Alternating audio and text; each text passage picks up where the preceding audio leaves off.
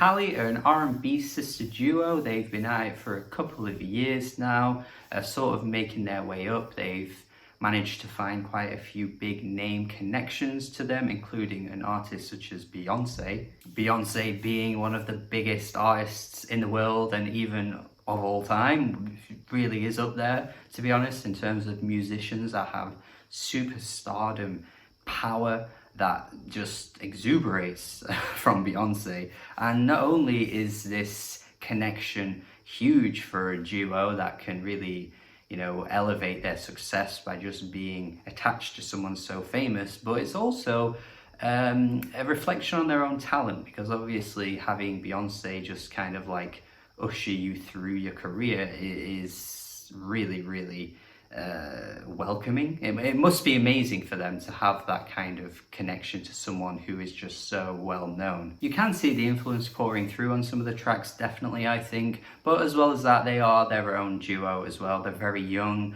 they've got a bright future ahead of them, so I definitely wanted to touch on Ungodly Hour because I was listening to it quite a few times and I definitely see something in them, even if I don't feel as though this album's quite there yet. We're kind of seeing the foundations, the building blocks onto something greater in the future, I think, and we saw that with their debut album too from 2018, although this one is a slight improvement in that regard, but I still feel as though there's not quite that distinctness there yet with Chloe and Halle. Obviously I enjoy this album, but there's something that just needs to be carved into a shape that goes perfectly into this new artist, and you go, yeah, this right here, these guys have something completely unique, because I don't know if they quite have that yet. Lyrically, you're talking Love on the Rocks, songs about guys who aren't quite pulling their weight often on this album, or guys that, are really just there for the attention, but they're not really there for the love, and they're not going to treat these girls very well. You definitely get that TLC influence on tracks like Busy Boy, a pretty funny lyrical track, I think. Just this idea that, there's this guy that's trying to get their attention, but then, they scroll through their social media and the guy's like getting married in like a few days, and it's just like, Jesus Christ. It's funny because you hear stories about this too, so it's not just like one of those urban myths of guys who are about to get married who are just suddenly like,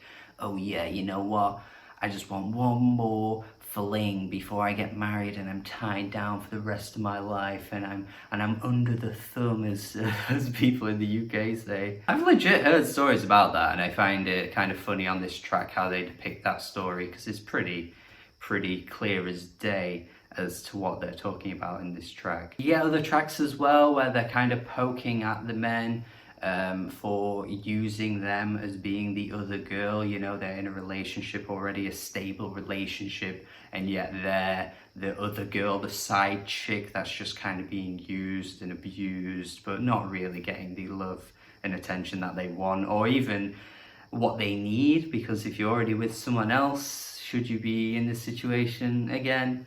People are trashy as fuck. People are scummy.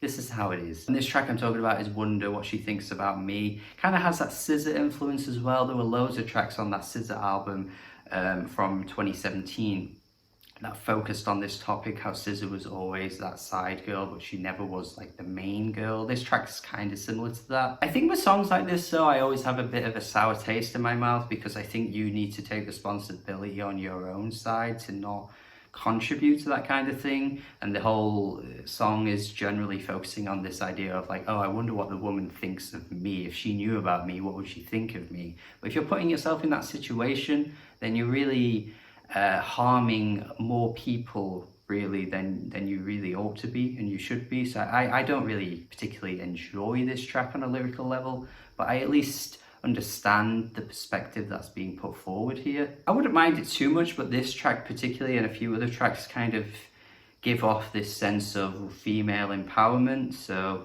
it's not always really acceptable to kind of prop yourself up in a way that celebrates you as a person when you're not really morally on top of things. But generally, I do think they use a lot of their lyrics to kind of like shoot men down for their trashy behaviors, which I don't necessarily have problems with. And to be fair, their vocals are really nice to listen to for the most part. These instrumentals just takes from really like I guess, modern R&B type ideas, while also throwing it back to some of like the neo soul days from the 90s, thinking back to like, you know, some of that Lauryn Hill stuff, some of that Erykah Badu stuff. I've already mentioned TLC as well. While also making the tracks pretty catchy and pretty laid back and nice on the ears. That Sway Lee feature on this album with Mike Will Made It on production kind of brings that bounce that I think they're pretty good at as well. I think Sway Lee always brings in this really like interesting way of forming a hook. Like he uses his voice in a really strange way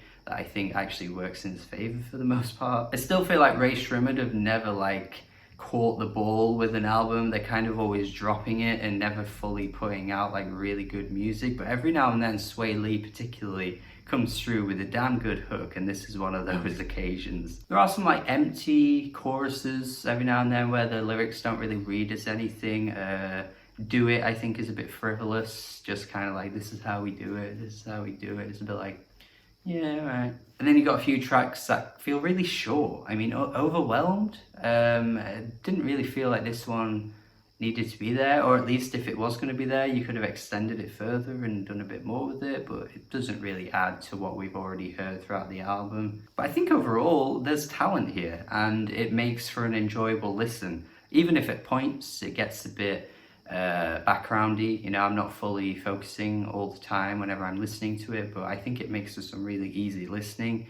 And yeah, I don't know, I think there's a future for these girls. I think there is a huge future for them. I really see them topping the charts in a few years. I'm not entirely sure if they will, but I can see it. I can see like a big name feature on one of their songs. I mean, even the Mike Will Made It and Sway Lee track on this very album could be a hit. I don't know if it will be, but even later down the line, I still think there's going to be some big name features that really elevate them to new heights. And yeah, it's nice to see. It's nice to see. It's good to see some talented R&B artists coming together here and keeping the genre really strong, because they're definitely doing that. I just don't personally love the album, but I think it is good, so I'm going to go 6.5 out of 10. I definitely think they're on a path to greater things, so don't take this, you know, score too seriously. Don't be too upset if you're loving this album and you're like, damn, this guy gave it 6.5, what the hell, he's awful. Thank you for watching my review though. Hopefully you enjoyed it, hopefully you agree. Let me know your thoughts in the comments. Subscribe if you haven't already. Have a good day, and goodbye.